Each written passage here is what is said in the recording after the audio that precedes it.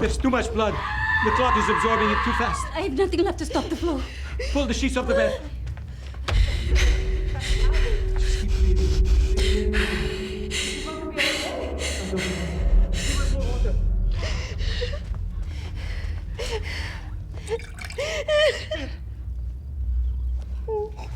Stay with us. Stay with us.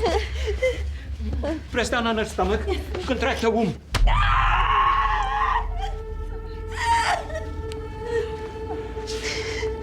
There. That's it.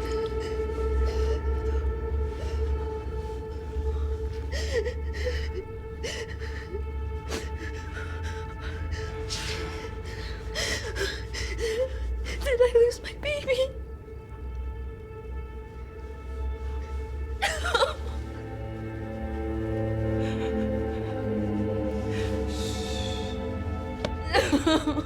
I'm here. No. Oh.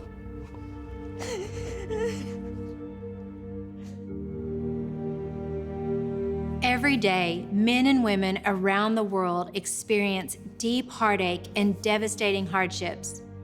Depression, stillbirths, addiction, infertility, miscarriages, injustice, the list goes on and on. Painfully, these battles are often faced alone. For example, women struggling with infertility often keep their pain hidden and suffer in isolation. They're ashamed to share their struggles out of fear that no one will understand. Smiles are forced when a friend announces a pregnancy. They find themselves weeping and crying out to God alone. Deeply painful topics like these are often not discussed. How do we learn what to do with our deepest hurt, loss, anger, and bitterness?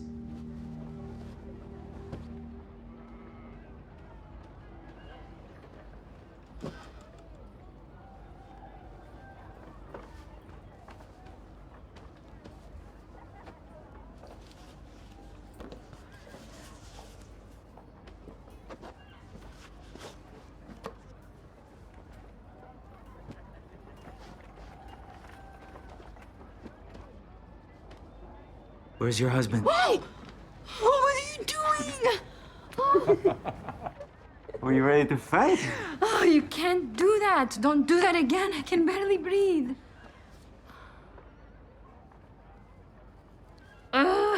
You're lucky I missed you. I'd be angry you scared me like that. I missed you, love. I'm sorry, it's still a bit of a mess in here. I wasn't expecting you till tonight. I don't care. You know that. Definitely missed this. I'm starving. Did you not eat enough? We were fine. We just traveled way too much for the amount of food we got. So, notice anything different? But what? The house. There's something different? The table. It's normally there, but I moved it here to create a little more room. And then I moved some things around so more light would come in, and Ima gave me some of her cloths to put on that wall. Those weren't there before? What do you mean? Of course not. I got them while you were gone. You didn't notice anything different? You live in this house. Sorry, I'm just exhausted. It looks great. Oh, should you take a nap today while I go to market? I was hoping to, actually. If I can get a little sleep now, I'll be refreshed for dinner. Already bedtime? A nap now? And I'm not good? No. It's fine. I was hoping we could... Never mind. No, it's fine. I'll go now. Yeah, you know, with the boys all coming back in, Judith is inviting them to come by tomorrow. Is there more bread than this? Tomorrow? You just got We back? just want to connect a bit, you know, talk about the journey. And they wanted to meet here, which is annoying, but it's been a while since we've seen each other, so... Yes, I know. This is just the best spot to gather. So is there more? More what? No bread for when they come. I can make some. I will stop by the well for more water. Thank you. You make the best bread. They'll appreciate it. Yeah, have a nice nap. Thank you. Wow. I love you. So glad to be home. Love you. How many times have we not understood the pain of another person because of our own agenda or just neglecting to notice? It's so easy to focus on our own issues, but God has called us to walk with other believers. We are meant to cast our cares on Him and help carry the burden of those around us. Paul instructs in Galatians 6:2 that when we share each other's burdens, we obey the law of Christ. He's back. At the house? Just this morning. Now to the breaking of my fast. Thank you, Eden. Of course. Wait, you fasted while you were away? No, just overnight. 8 hours. Blessed are you, Lord our God, King of the universe, who brings forth bread from the earth.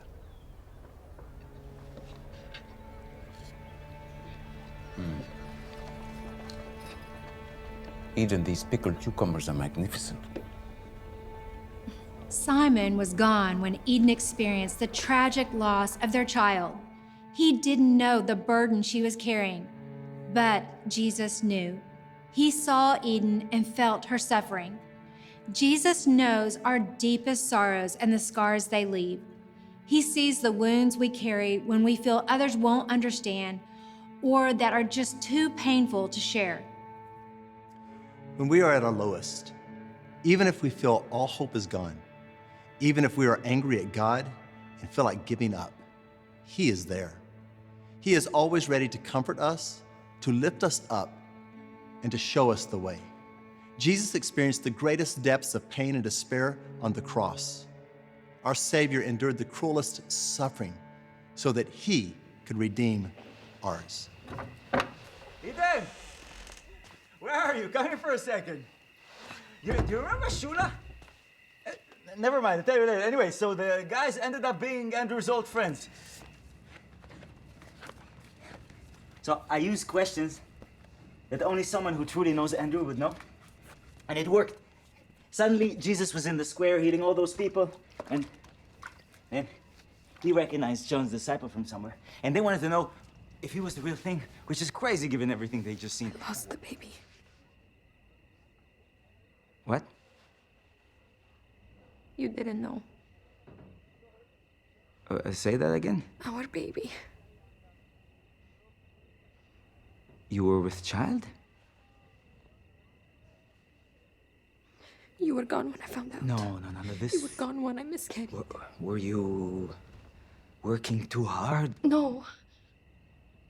And that's not what causes these things. Why didn't you tell me? Because I didn't want to distract you. I didn't want to make you regret your choice, because what could be more important than... I thought that I could just keep it to myself. But I didn't know the hurt would go on so long. Eden, this happened weeks ago. See, I was right. Look how you're handling this. Well, I have a right to grieve my own child. I know.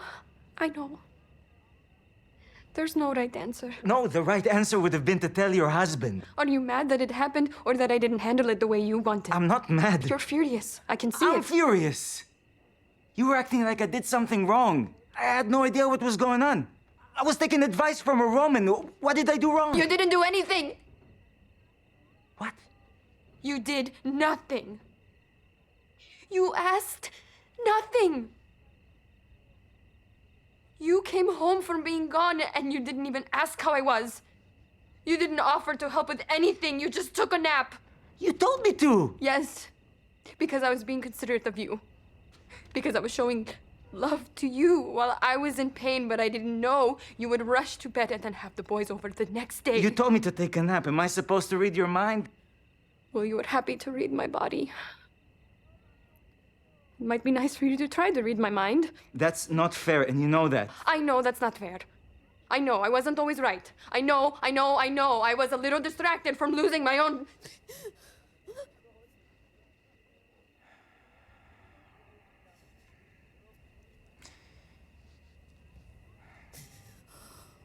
You're upset I was on a mission.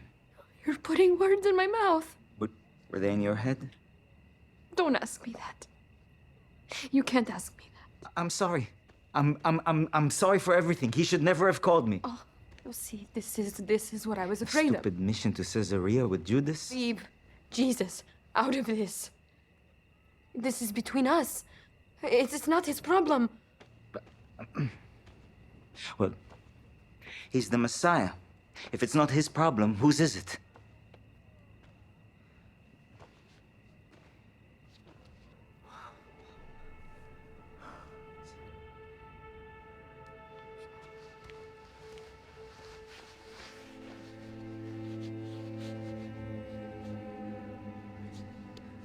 You're the one comforting me. I've had a lot more time with it. Why did it happen like this? I don't understand. Why? You're asking the wrong person.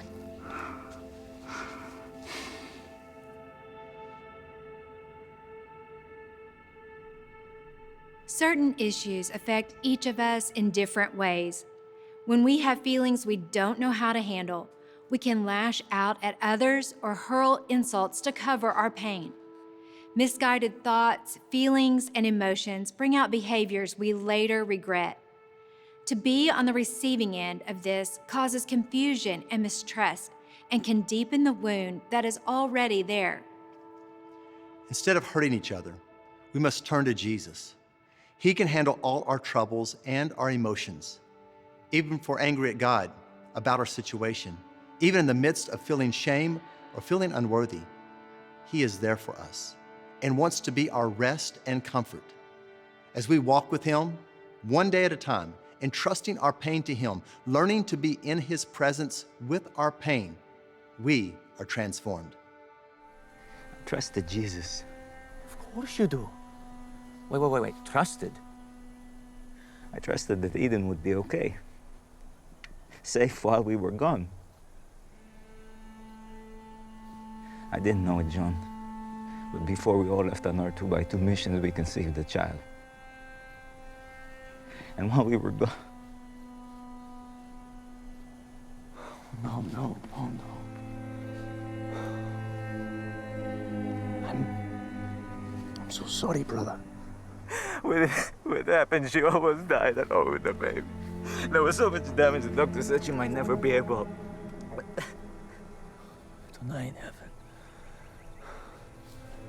Why didn't you tell us?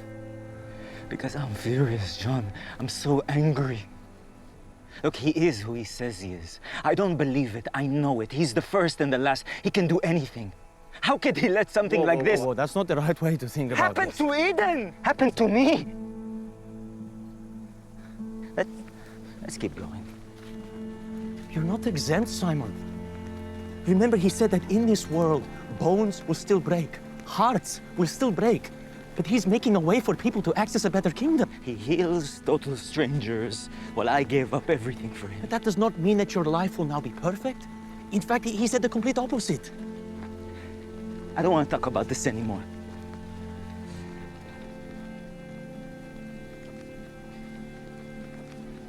Life was a whole lot easier when we fished. She still could have lost a baby while you were a fisherman, Simon. We just wouldn't have anybody to turn to.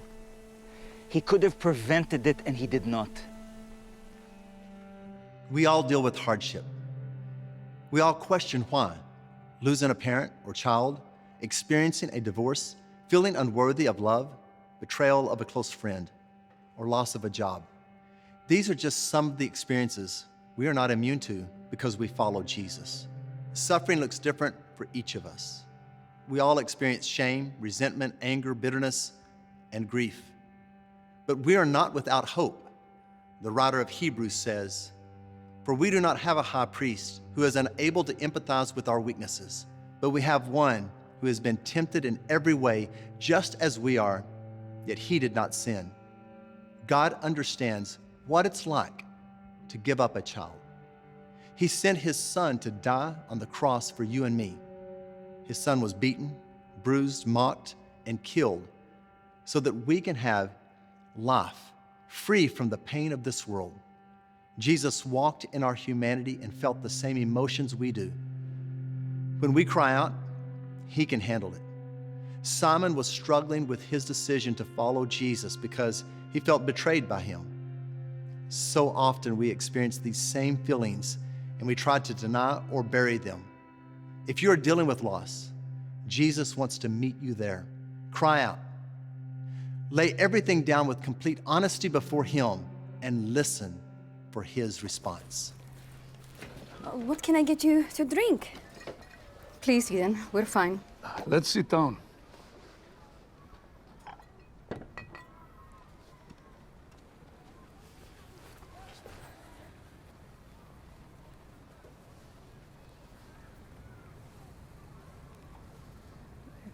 Is something wrong? You tell us. Seb. This morning, I ran into Simon at Matthew's old house. He was in a bad way. Oh, well, that's his way. He's all mine. I've known him since he was born. This wasn't Simon being Simon. Eden, we love you like the daughter we never had. Ever since the day you married Simon, a lot has changed in all our lives these past 2 years, especially yours. And I sense, we sense, that some part of Simon's distractedness has something to do with your marriage. We're not saying it is. We just want you to know that you can talk to us. We are here for you, no matter what's happening. Lord knows we're not perfect, but we have been married for a long time. If there's anything we can do to help, we want to. I myself am none too pleased with Simon at the moment. But I know he's a good man. I fished with his father, Jonah, for 20 years and never really knew the man. He was so difficult and distant. But Simon has tried to be better than that. And now he's learning a completely different way of living that will be bewildering for any person, let alone Simon. It's not just him. I mean, it's both of us.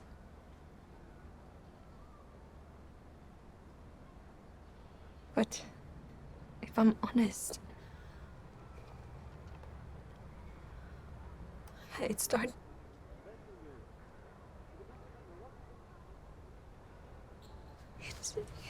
when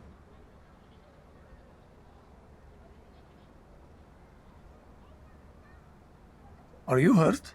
No, it's... Zeb, give us a moment alone. Of course.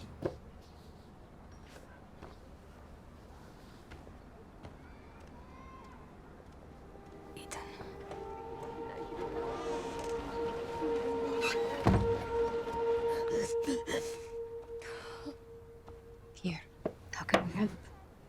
I don't know. And neither does Simon, which is our problem. I'm sorry. Eden, I haven't known you for very long, and I don't know anything about marriage. Actually, now that I think about it, I probably shouldn't No, even... please. You may not be married, but you have suffered. You have lost family. Still, I am new to all of this, so just know that... You say you have completed your ritual purification requirements. Not in the mikveh, because of the broken cistern. But in the sea, yes. And I isolated for 7 days, which wasn't hard since Simon was gone. And being cleansed didn't help at all. No. It made it worse, because it didn't bring my baby back. And it didn't help with my marriage. And that woman, Veronica, who Jesus healed, when she cleansed in the sea, she had so much joy. She had just been healed of her malady. Her anguish was over. And you were only at the beginning of your grief, child. Have you talked to a rabbi? The one I want to talk to is not here, and neither is my husband.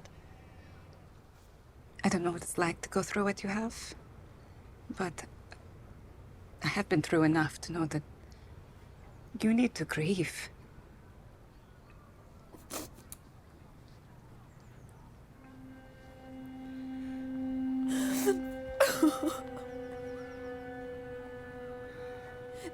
Jesus gave her healing and joy, but he hasn't given that to me.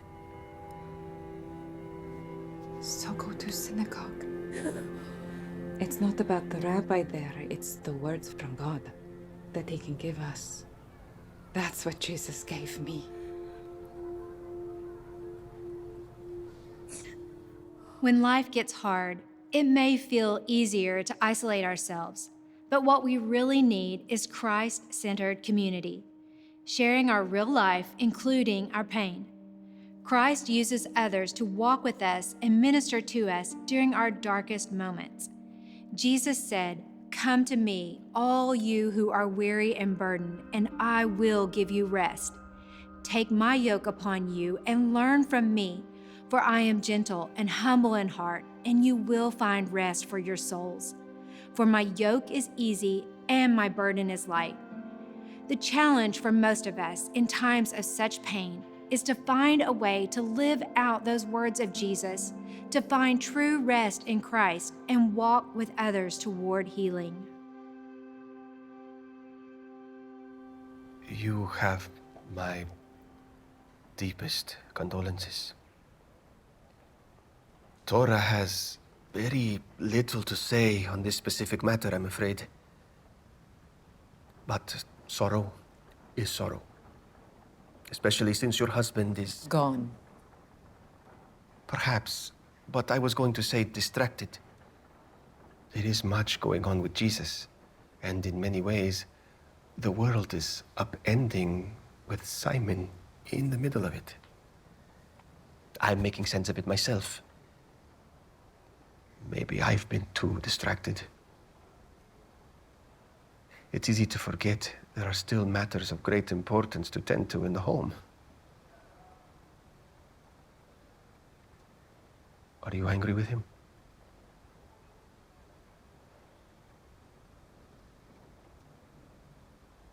Yes. I understand. You mentioned you did your purification in the sea. Now that some time has passed, what about a new cleansing, but in the mikveh? With a prayerful state of mind, maybe this could be part of a new path forward. But the cistern... We received word this morning it will be operational by sundown. Actually, I believe Simon helped in the speedy repair. Perhaps when she is ready. We were hoping today for a reading from Torah. Of course. Did you have anything in mind? Perhaps something uplifting and joyful, Rabbi? I'm not sure that would be truthful.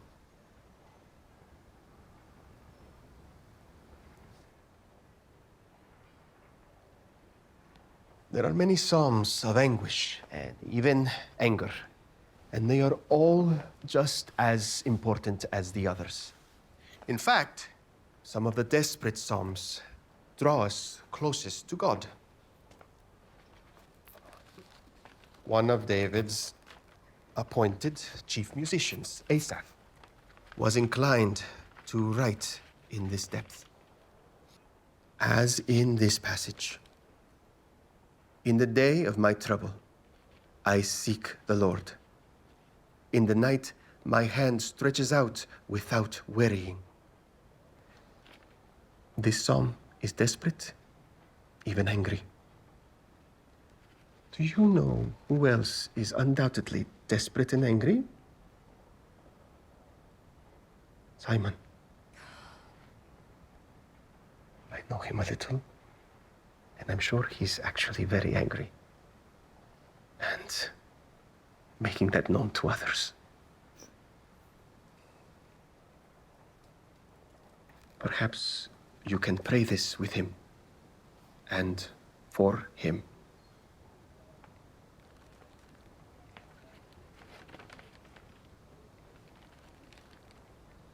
My soul refuses to be comforted. When I remember God, I moan. When I meditate, my spirit faints. You hold my eyelids open.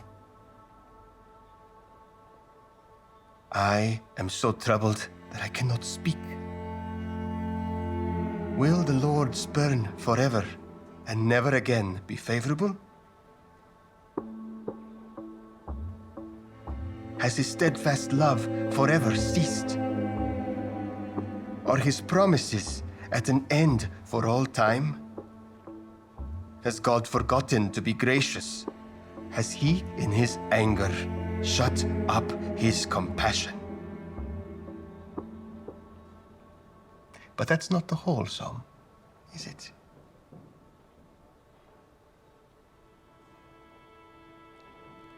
Then I said, I will appeal to this, to the years of the right hand of the Most High.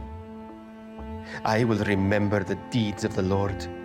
Yes, I will remember your wonders of old.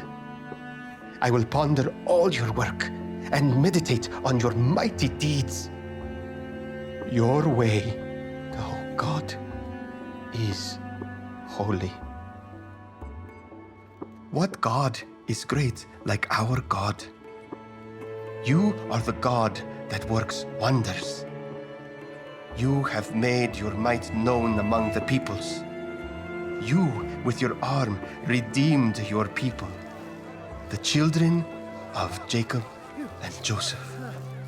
God wants to heal our hearts and give us hope so we can live a life full of grace, peace, and love. So often we try to suppress the hurt and discomfort of life by trying to trick ourselves into thinking it will just go away, or we try to numb the pain or look for answers in the world. Only God can restore a soul. Without Jesus in our lives, we will remain broken.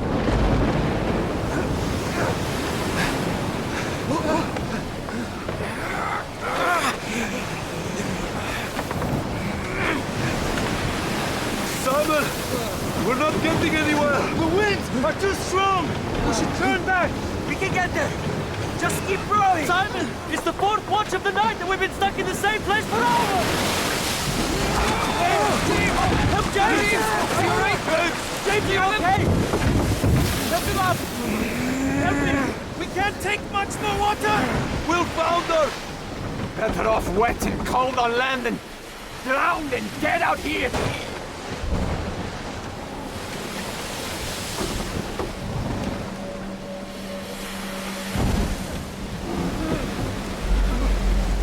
Over there! I don't see anything! What are we looking for?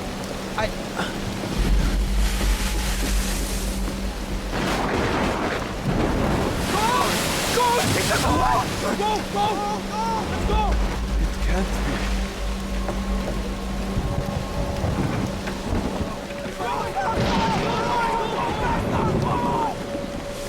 Row! Faster! Let's go!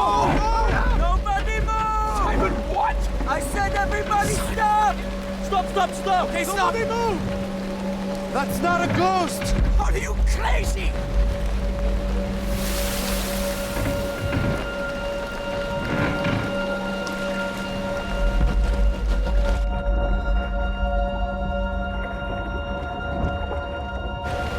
Don't be afraid!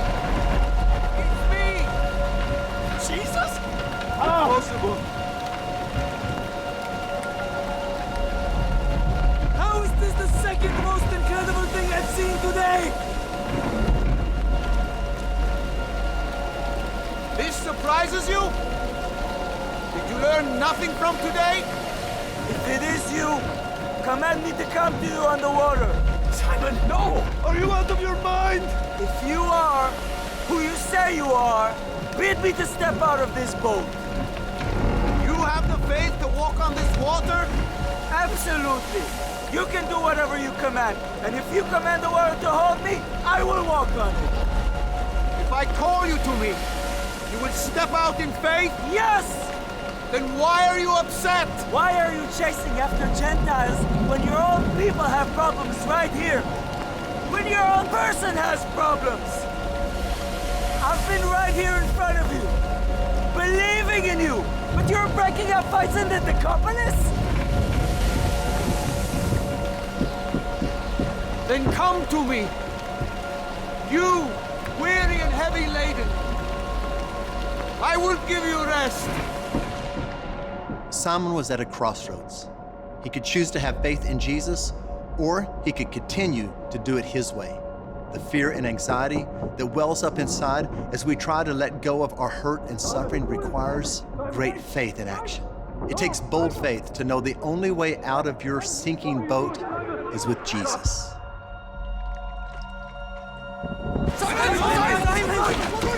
Simon!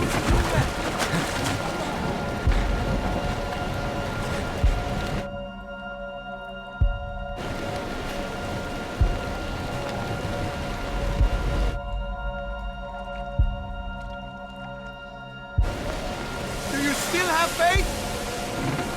Faith hasn't been my problem. I gave up everything to follow you. But you're healing total strangers! Blessed are you, Lord our God, King of the universe, who gives and takes away.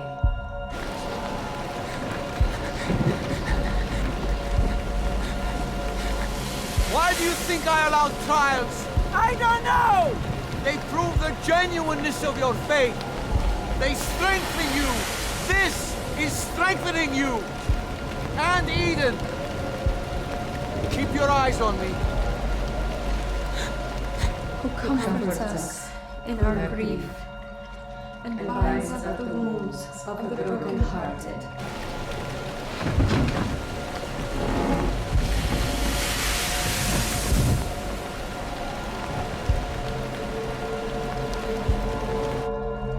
Mourns with us for the life that could not be.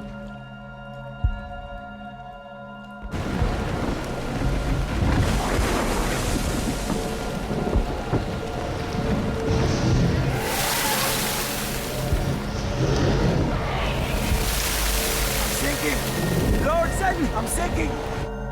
In the shadow of your wings, do we take refuge?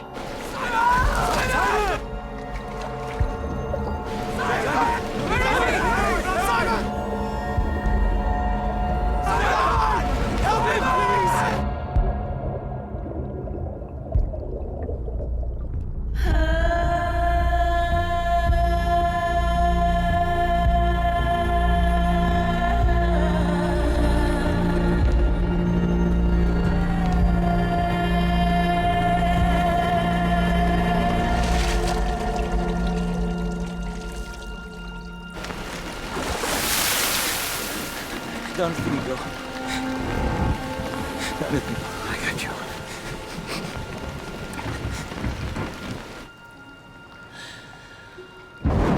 I got you. Don't let me go. I got you. Please. Oh, you have little faith. Why did you doubt? Don't let me go.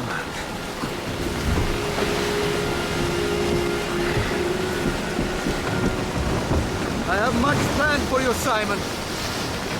Including hard things. Just keep your eyes on me. I promise.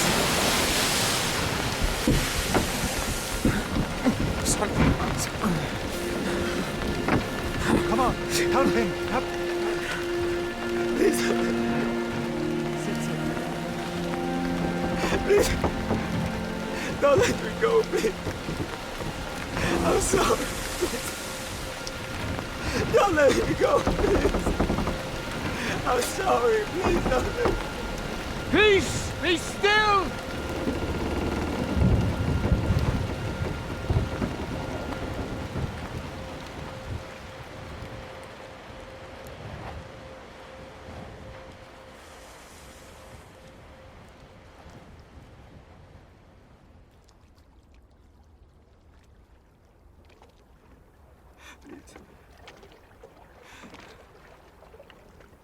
Don't let me go. I'm here. I'm always here. I let people go hungry. But I feed them. Please. Please don't let me go. Don't let me go. Don't let him go.